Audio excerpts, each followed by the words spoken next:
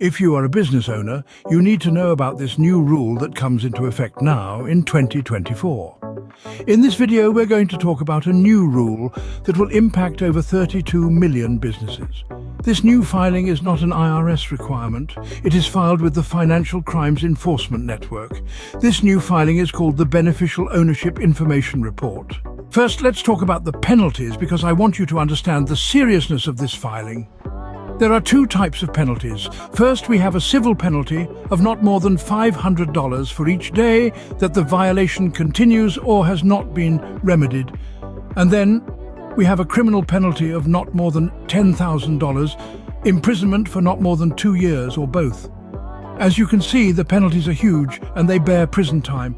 You really want to make sure you file this report on time and you file a complete report. Now, let's see who needs to file this report. If your business is an entity created by filing a document with the Secretary of State or a similar office, you must file the Beneficial Ownership Information Report, unless an exemption applies. For example, if your business is a corporation, a limited liability company, a partnership formed by registering with the Secretary of State or a similar office, like a limited partnership or limited liability partnership, then you might need to file this report. This filing requirement also applies if you have a single-member LLC that you report on your personal tax return, for example on a Schedule C, if you have a business, or maybe on a Schedule E, if you have a rental property under that respective single-member LLC. Now let me give you some examples of businesses that are not required to file this report. If you do business under your own name, meaning that you have a sole proprietorship and you did not register with the Secretary of State or similar office, then you are not required to file the Beneficial Ownership Information Report. Another example I can give you for a business that is not required to file this report is in the case of a general partnership, when the partnership did not register with the state, but did obtain an employer identification number from the IRS. So just obtaining an EIN from the IRS doesn't mean that you fall under the requirements of this new rule. Also, some businesses that are registered with the Secretary of State might qualify for an exemption called the Large Operating Company Exemption. If your business has more than 20 employees and gross receipts of more than $5 million, your business might qualify for an exemption from filing the Beneficial Ownership Information Report.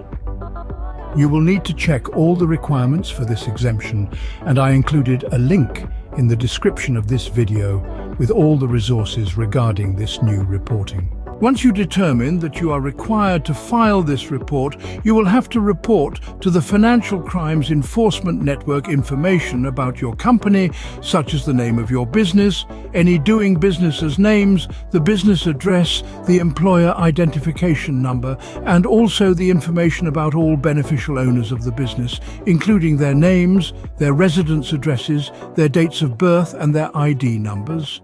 Here I want to emphasize the word all, meaning that you are required to report all beneficial owners, not just one or a few. So let's see who is considered a beneficial owner that you need to report. A beneficial owner is an individual who either directly or indirectly, 1. exercises substantial control over the reporting company, or 2. owns or controls at least 25% of the reporting company's ownership interests. And here I want to emphasize the words directly or indirectly, meaning that for a more complex business structure, things can get a lot more complicated in determining who are the beneficial owners.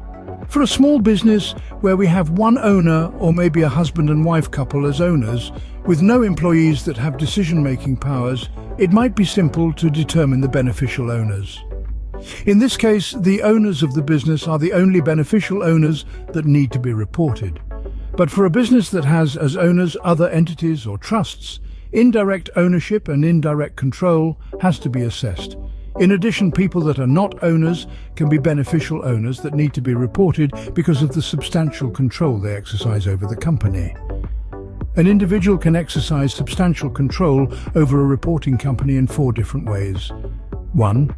The individual is a senior officer, the company's president, chief financial officer, general counsel, chief executive office, chief operating officer, or any other officer who performs a similar function. Or 2.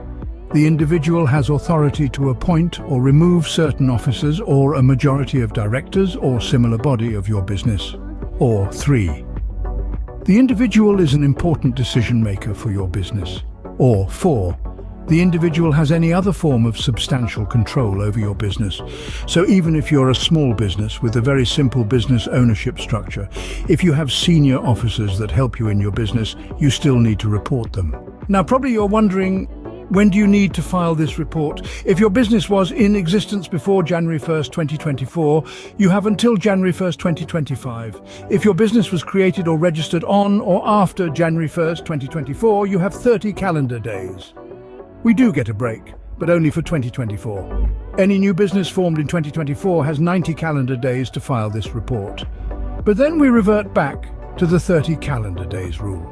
One very important thing I need to mention is that any changes to the information reported in the BOI report need to be reported within 30 calendar days from the change.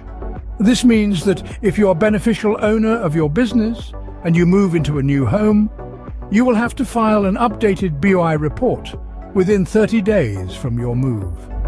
If you get married and you change your name, this also triggers an updated BOI requirement. Any changes in the business ownership, any change in the business address, obtaining new doing businesses names, all these need to be reported within 30 days from the change.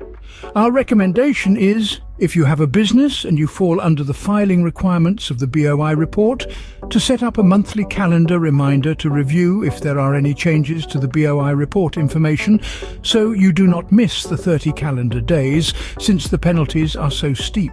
For more information on this new rule, check the description of this video, and if you found this information helpful, please subscribe, because this helps our channel grow and gives us the opportunity to provide you with more tax tips, updates and scam alerts.